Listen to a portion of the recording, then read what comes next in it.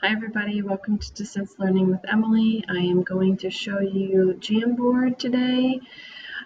If you haven't tried it already, it is an interactive whiteboard that is through Google. So you're going to go on your Google Drive and open up your Drive, whatever folder you want to put it in, and you click New, More, and here it is, Google Jamboard.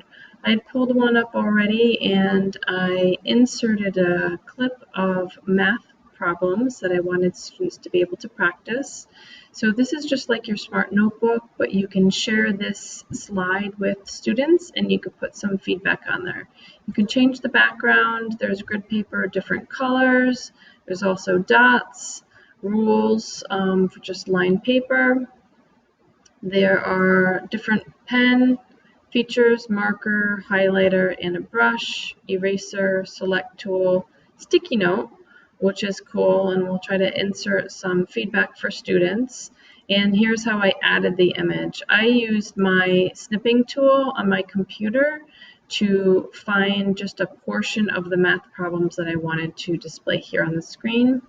If you don't have snipping tool, you can just search for snipping tool for whatever version computer that you have, and you could find a shortcut usually on your keyboard that would work to help you select a small amount of an image, a smaller amount. So I inserted the image, I changed the background, and now I wanted to give some feedback to students. So I had searched for the formula for Pythagorean theorem that I wanted to just post in here on a sticky note. But it looks like it's not,